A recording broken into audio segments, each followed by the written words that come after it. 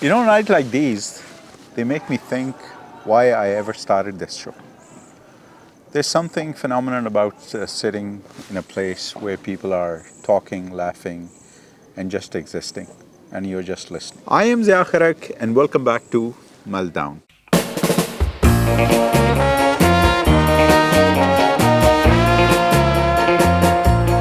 A show that once lived in television studios, but here we are, alive again between sound and the silence. When I left this show years ago, I thought I was done talking about artists. But maybe I was just waiting for the one who reminded me of why artists matters in the beginning. And that's where the story begins. With a man named Kevin Parker, the one world calls Tame Impala. With many, just like me, do not even know who he is, but there are millions obsessed about him, with over 2 billion streams on the internet. You might know the songs Let It Happen.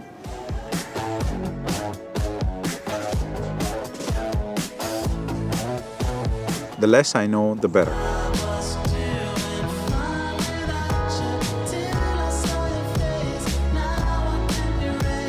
One More Hour.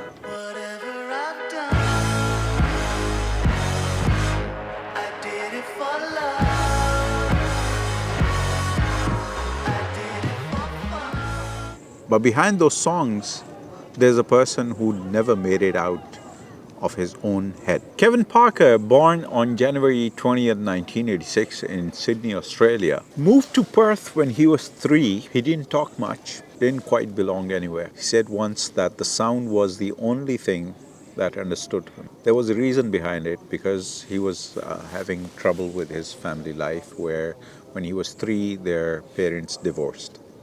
And that was a devastating moment for him. So he wouldn't talk much, and later his parents reunited, but that didn't help. So he would just close himself in his garage and play music, as his father used to play music as well. He was a guitarist, he was a cover artist, where they would cover Beach Boys and the Beatles, and he would play along with his father, where his father would play lead guitar and he would play the rhythms or the drums, just like any father and son would build a table. And that's the kind of relationship he had with his father. He would spend hours with his father's record and the music that his father used to listen to. Fleetwood Mac, Supertramp, and the Beatles. And he would say that these music records were just like friends when I had none. And that's where it started off. He attended college, Little Leeming Senior High School, and finally the Curtin University. Though not for long, he dropped out to make music. Because for Kevin, the reality sounded a little dull compared to what was in his head. He once said in one of the interviews that I would play drums in my head even while watching the movie.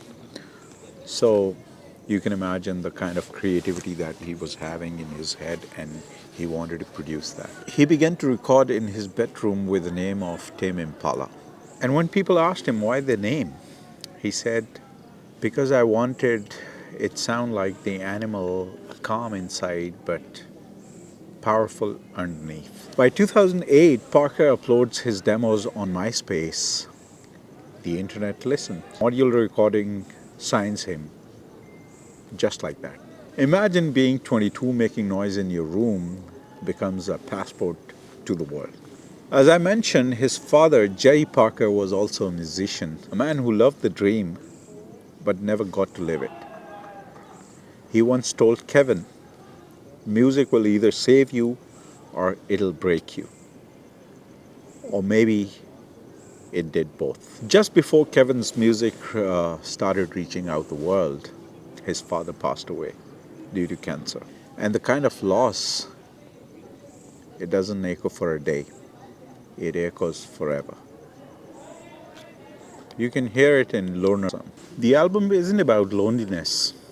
It's about grief. It's about learning to sing.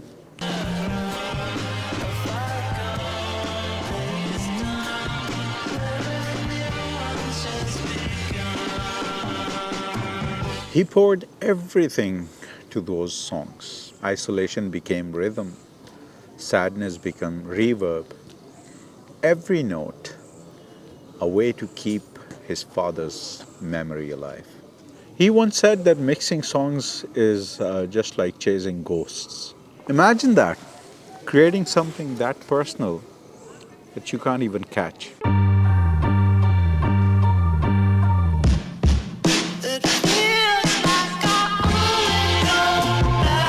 Feels like we only go backwards. When that song came in 2012, everyone knew who Tame Impala was. But fame doesn't always fix loneliness, rather, it only amplifies. By 2015, Kevin moves beyond psychedelia.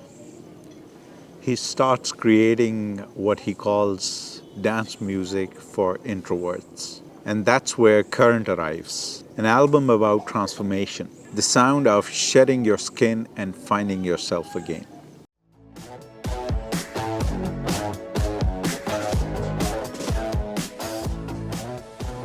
Let It Happen. He said it was created during a panic attack.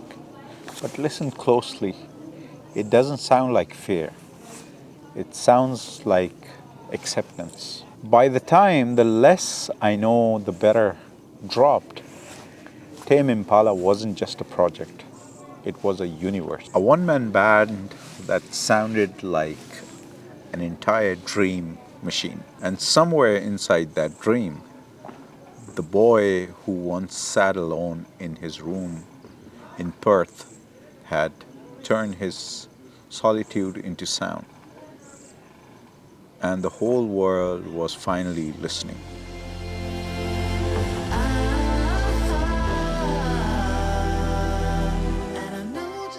There's a moment in every artist's life when the mirror breaks, and all that's left is the echo of who you were trying to be. For Kevin Parker, that moment was Currents. He'd spent years fighting control. Every note, every sound, and every frequency. But Currents was the surrender. It was him saying, maybe the change isn't the enemy, maybe I am.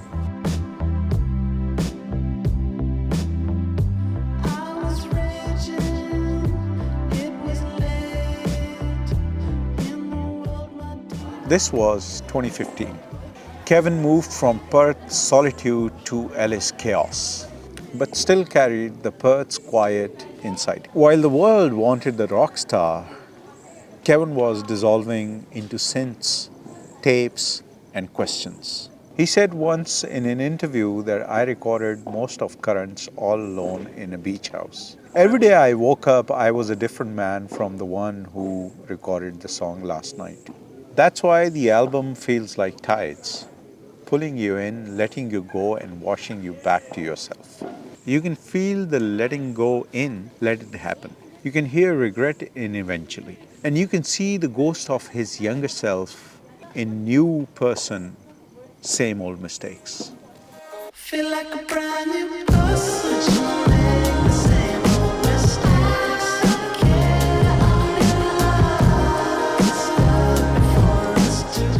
He wasn't just writing songs, he was documenting transformation, turning change into rhythm, fear into bassline, love into delay.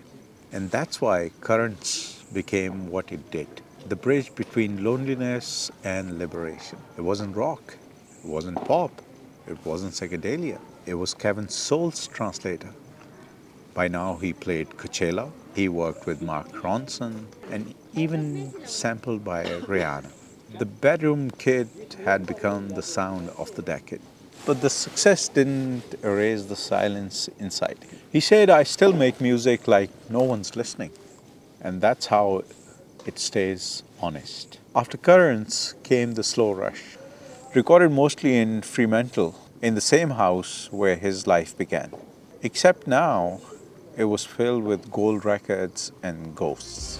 Where Currents was about change, The Slow Rush was about time. You can hear it in Borderline and Lost in Yesterday. He said the album was a diary of how fast life moves when you are living it. Every drum beat felt like a clock. Every reverb tail a second slipping away. And that's the brilliance of Kevin Parker. He doesn't measure time in minutes.